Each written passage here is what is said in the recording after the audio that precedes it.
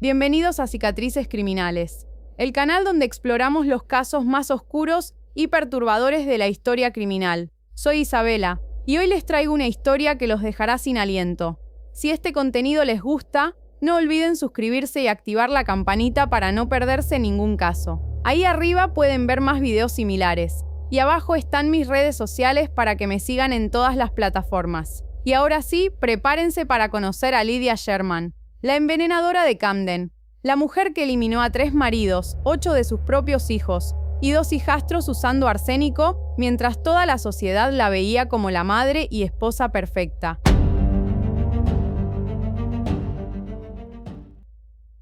Imaginen una mujer que parecía salida de un cuento de hadas, hermosa, maternal, devota y aparentemente dedicada por completo a su familia. Una mujer a quien los vecinos admiraban por su capacidad de cuidar a los enfermos y consolar a los afligidos.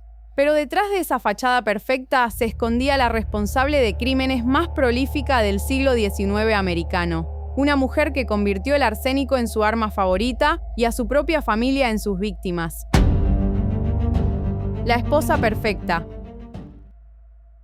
Lydia Danbury nació en 1824 en Nueva Jersey, en una familia respetable de clase trabajadora. Desde joven destacó por su belleza, su inteligencia y especialmente por su aparente bondad natural. Era el tipo de mujer que todos los hombres querían como esposa y todas las mujeres querían como amiga. En 1845, a los 21 años, se casó con Edward Strack, un policía respetado y trabajador. La pareja se mudó a Nueva York, donde Edward tenía una posición estable y un futuro prometedor. Para todos los que los conocían, eran la pareja perfecta. Lydia rápidamente se ganó la reputación de ser una esposa excepcional. Mantenía su hogar impecable, cocinaba maravillosamente y parecía genuinamente devota a su marido. Cuando comenzaron a llegar los hijos, Lydia se transformó en lo que todos consideraban la madre ideal. Durante los primeros años de matrimonio, Lydia y Edward tuvieron 6 hijos. Lydia era conocida en todo el vecindario por su dedicación maternal, su paciencia infinita y su habilidad para cuidar niños enfermos. Las otras madres la consultaban constantemente por consejos. Los primeros signos siniestros. Pero detrás de esta imagen perfecta, algo siniestro estaba comenzando a gestarse. Edward Strack comenzó a notar cambios sutiles en el comportamiento de Lydia cuando las cosas no salían como ella quería.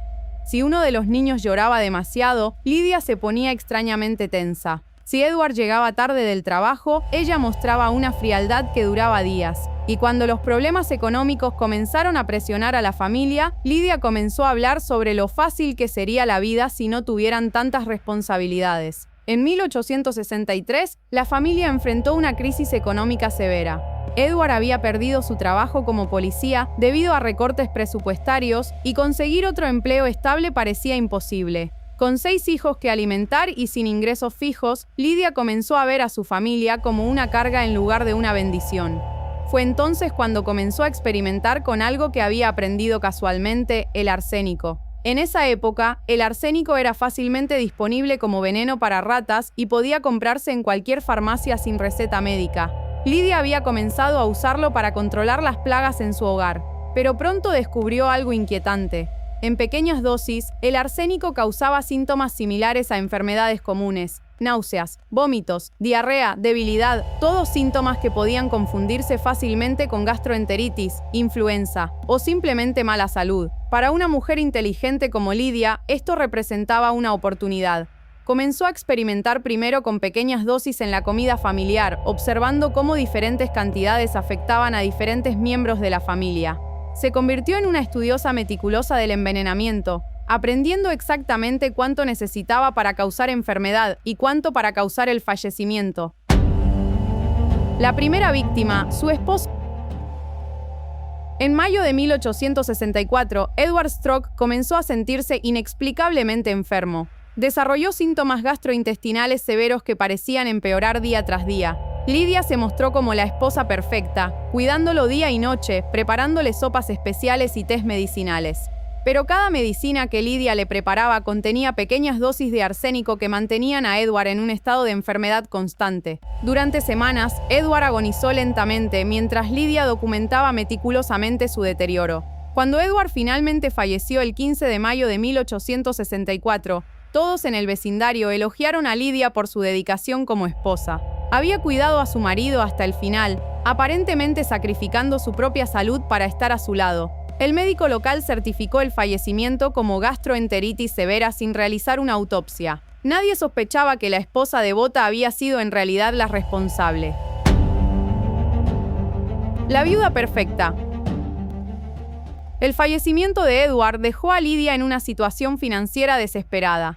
Tenía 6 hijos que mantener y ningún ingreso. Pero en lugar de entrar en pánico, Lydia vio esto como una oportunidad para simplificar su vida. Comenzó sistemáticamente a envenenar a sus propios hijos. El primero fue Edward Jr., de 14 años, quien falleció en junio de 1864, apenas un mes después de su padre. Lydia explicó a los vecinos que el niño había heredado la debilidad estomacal de su padre. Luego siguió William, de 12 años, quien falleció en julio. Después George, de 10 años, en agosto. Uno por uno, Lydia eliminó sistemáticamente a 4 de sus 6 hijos durante el verano de 1864. Cada fallecimiento era explicado como una tragedia familiar, una extensión de la enfermedad que había causado el fallecimiento de Edward. Los vecinos sentían una pena profunda por Lydia, quien aparentemente estaba perdiendo a toda su familia por una maldición médica. La madre sufriente.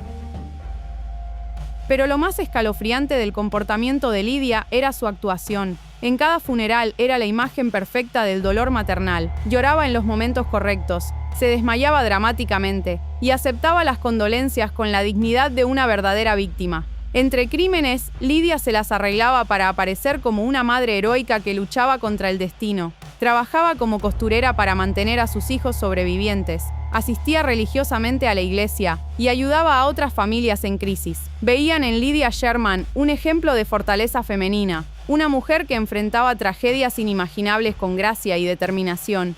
Nadie sospechaba que cada tragedia había sido cuidadosamente planificada y ejecutada por la misma mujer que recibía sus condolencias. El segundo matrimonio. Para finales de 1864, Lydia había reducido su familia de 8 personas a solo 3, ella y sus 2 hijas menores. Pero mantener incluso esta pequeña familia era difícil económicamente. Lydia necesitaba un nuevo marido, y lo encontró en Dennis Herbert, un viudo acaudalado con propiedades considerables en Connecticut. Dennis quedó completamente encantado con Lydia. Era hermosa, aparentemente devota, y tenía la experiencia trágica de haber perdido a su primera familia por enfermedad. Para Dennis, Lydia representaba la oportunidad de crear una nueva familia con una mujer que valoraría lo que tenían. Se casaron en septiembre de 1865 y Lydia se mudó con sus 2 hijas restantes a la granja de Dennis. La nueva familia. Al principio, la vida con Dennis parecía idílica. Él era un hombre bondadoso que aceptó a las hijas de Lydia como propias y les proporcionó una vida cómoda que nunca habían conocido. Pero Dennis tenía un defecto desde la perspectiva de Lydia. Tenía 4 hijos de su matrimonio anterior. Esto significaba que la herencia de Dennis tendría que dividirse entre muchas personas, reduciendo significativamente lo que Lydia y sus hijas recibirían. Para una mujer que había resuelto sus problemas familiares anteriores con arsénico, la solución era obvia. La segunda oleada de crímenes. Lydia comenzó con los hijastros. En enero de 1866, Frankie Herbert, de 12 años, comenzó a enfermarse misteriosamente. Lydia se ofreció cariñosamente a cuidarlo, preparándole comidas especiales y tés medicinales. Frankie falleció después de una agonía de 2 semanas. El médico local diagnosticó fiebre infantil. En marzo del mismo año, Ada Herbert, de 9 años, desarrolló síntomas similares. Una vez más, Lydia fue la cuidadora principal, mostrando una dedicación maternal que impresionó a Dennis y a toda la comunidad.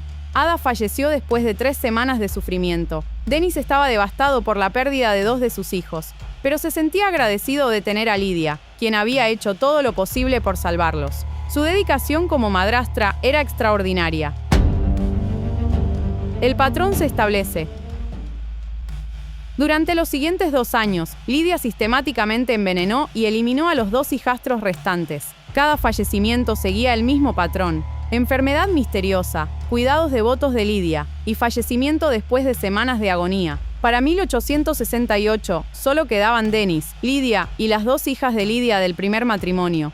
Pero incluso esto no era suficiente para Lydia. Había comenzado a ver a Dennis como un obstáculo para su independencia total. Además, si Dennis fallecía, ella heredaría toda su propiedad considerablemente valiosa.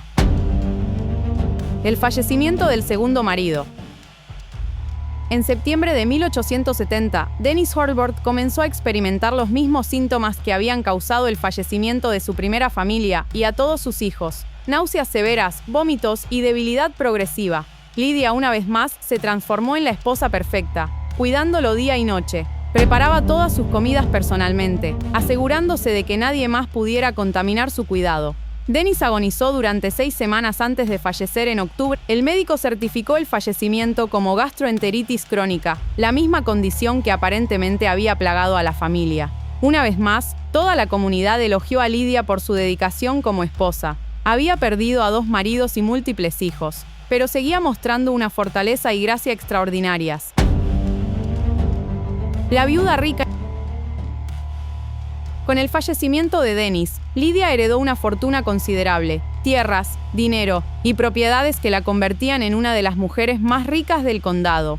Pero había un problema. Las 2 hijas de su primer matrimonio, ahora adolescentes, eran las únicas testigos vivas de toda la serie de fallecimientos misteriosos. Conocían demasiado sobre los cuidados especiales que Lydia había proporcionado a todas las víctimas. Para Lydia, esto representaba un riesgo inaceptable. La eliminación de sus propias hijas. En diciembre de 1870, Anne Strack, la hija mayor de Lydia, comenzó a enfermarse. A los 18 años, Anne había estado haciendo preguntas incómodas sobre los fallecimientos en la familia y había comenzado a notar patrones sospechosos. Lydia resolvió eliminar este problema de la manera que mejor conocía. Anne falleció en enero de 1871 después de 3 semanas de enfermedad gastrointestinal. Lydia lloró en su funeral como cualquier madre devastada, pero en privado debe haber sentido alivio por eliminar a un testigo potencial. Su última hija, Lydia Jr., falleció de manera similar en marzo de 1870. Ahora Lydia Sherman estaba completamente sola en el mundo, pero también era increíblemente rica y libre de cualquier responsabilidad familiar. Había eliminado meticulosamente a todos los miembros de 2 familias completas. El tercer matrimonio. Pero la soledad no le convenía a Lydia. En 1871, conoció a Horatio Sherman, un viudo acaudalado de Nueva Jersey. Horatio quedó inmediatamente cautivado por esta hermosa viuda que había sufrido tantas tragedias, pero mantenía una fortaleza admirable. Se casaron en noviembre de 1871 y Lydia se convirtió en Lydia Sherman, el nombre con el que sería recordada en la historia. Horatio era significativamente mayor que Lydia y tenía problemas de salud preexistentes. Para Lydia, esto representaba la oportunidad perfecta para un crimen natural que no despertaría sospechas. El comienzo del fin. Pero esta vez, Lydia cometió un error fatal, se impacientó. En lugar de seguir su patrón habitual de envenenamiento gradual durante semanas o meses, Lydia decidió acelerar el proceso con Horatio. Le administró dosis más altas de arsénico, causando síntomas más severos y un fallecimiento más rápido. Horatio Sherman falleció en mayo de 1872, apenas 6 meses después de casarse con Lydia. Este fallecimiento rápido, combinado con el historial de fallecimientos que seguían a Lydia, finalmente despertó sospechas serias. Las sospechas crecen. El doctor que trató a Horatio durante su enfermedad final notó que los síntomas eran inusualmente severos y progresaron más rápidamente de lo normal para una gastroenteritis común. Además, algunos vecinos comenzaron a susurrar sobre la extraordinaria mala suerte de Lydia Sherman. 3 maridos fallecidos, múltiples hijos fallecidos, y siempre de la misma manera misteriosa. Un farmacéutico local recordó que Lydia había comprado cantidades inusuales de veneno para ratas durante los años anteriores, alegando problemas persistentes con plagas. La investigación comienza. En junio de 1872, las autoridades decidieron realizar una investigación formal sobre los fallecimientos asociados con Lydia Sherman. Comenzaron exhumando el cuerpo de Horatio Sherman para realizar una autopsia. Los resultados fueron concluyentes. El cuerpo de Horio contenía niveles letales de arsénico. Esta evidencia llevó a la exhumación de Dennis Holbrook, que también mostró envenenamiento por arsénico. Una por una, las autoridades comenzaron a exhumar y examinar los cuerpos de todas las víctimas de Lydia. En cada caso, encontraron la misma evidencia: envenenamiento sistemático por arsénico. El arresto. El 9 de mayo de 1872, Lydia Sherman fue arrestada por el crimen de Horio Sherman. Durante el interrogatorio, mantuvo su inocencia y afirmó ser víctima de una conspiración diseñada para robar su herencia. Pero la evidencia física era abrumadora. Los análisis químicos mostraban arsénico en múltiples víctimas, y los registros farmacéuticos documentaban las compras de Lydia de grandes cantidades de veneno para ratas. Cuando finalmente se confrontó con toda la evidencia, Lydia confesó parcialmente, admitiendo solo algunos de los crímenes, pero insistiendo en que había sido impulsada por desesperación económica, no por malicia. El juicio del siglo. El juicio de Lydia Sherman comenzó en abril de 1873 y se convirtió en una sensación nacional. Los periódicos de todo el país cubrían cada detalle del caso de la envenenadora de Camden. La fiscalía presentó evidencia de al menos 11 crímenes confirmados: su primer marido Edward Struck, 4 de sus hijos del primer matrimonio, su segundo marido Dennis Holbrook, 4 hijastros, sus 2 hijas restantes, su tercer marido Horatio Sherman. Pero los investigadores sospechaban que el número real de víctimas podría ser mucho mayor. La defensa desesperada. Los abogados de Lydia argumentaron que había sido impulsada por la pobreza extrema y la desesperación, no por malicia. Presentaron a Lydia como una víctima de las circunstancias económicas y sociales que habían limitado las opciones de las mujeres en el siglo XIX. También argumentaron que algunos de los fallecimientos podrían haber sido genuinamente accidentales, resultado de intentos de medicar a los enfermos con remedios caseros que contenían arsénico. Pero la evidencia del envenenamiento sistemático durante múltiples años era demasiado fuerte para explicar como accidentes. El veredicto.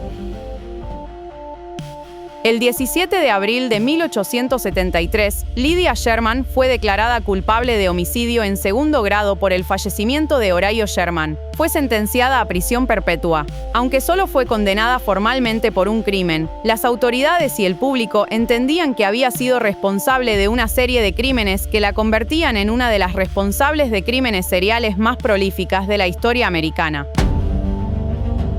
La vida en prisión. Lydia Sherman pasó los últimos años de su vida en la prisión estatal de Connecticut. Durante su encarcelamiento, aparentemente desarrolló genuino remordimiento por sus crímenes, aunque nunca confesó completamente el alcance total de sus actos. Se convirtió en un caso de estudio para criminólogos y psicólogos tempranos, quienes estaban fascinados por una mujer que había podido mantener una fachada de respetabilidad mientras cometía crímenes en serie durante casi una década. Lydia Sherman falleció en prisión el 16 de mayo de 1878, a los 54 años, de causas naturales. El legado de terror. El caso de Lydia Sherman cambió para siempre la forma en que la sociedad americana veía a las mujeres perfectas. Demostró que detrás de la fachada de la maternidad ideal podía esconderse un individuo calculador. Su historia también llevó a cambios en la regulación de sustancias tóxicas como el arsénico, que se volvieron más difíciles de obtener sin prescripción médica. Pero tal vez el legado más duradero de Lydia Sherman fue la paranoia social que creó. Durante décadas después de su caso, los fallecimientos familiares misteriosos eran automáticamente sospechosos, y las viudas que perdían múltiples maridos enfrentaban escrutinio público. La pregunta eterna. El caso de Lydia Sherman plantea preguntas fundamentales sobre la naturaleza del mal. ¿Era una psicópata calculadora, que nunca sintió amor genuino por su familia, o era una mujer desesperada, que gradualmente se embruteciera hasta el punto de poder eliminar a sus propios hijos? Los psicólogos modernos sugieren que Lydia probablemente sufría de trastorno antisocial de la personalidad, lo que le permitía mantener una fachada emocional mientras cometía actos de extrema crueldad. Lo que sí sabemos es que Lydia Sherman representa uno de los casos más escalofriantes de crímenes en serie familiar en la historia criminal americana. Y hasta aquí llegamos con este perturbador caso de la envenenadora de Camden. La historia de Lydia Sherman nos recuerda que a veces los individuos más peligrosos son aquellos que se esconden detrás de las fachadas más perfectas. Lidia no solo fue una responsable de crímenes seriales, fue una maestra del engaño que logró que toda la sociedad la viera como una víctima mientras eliminaba sistemáticamente a su propia familia. Su historia nos enseña que la apariencia de perfección puede ser la máscara más peligrosa de todas. Si les gustó este video, no olviden darle like, suscribirse al canal y activar la campanita para más casos como este. Aquí abajo están mis redes sociales para que me sigan en todas las plataformas. En Cicatrices Criminales, seguimos explorando los casos más oscuros de la historia. Nos vemos en el próximo video. Si se atreven a seguir adentrándose en estas historias que marcan cicatrices para siempre.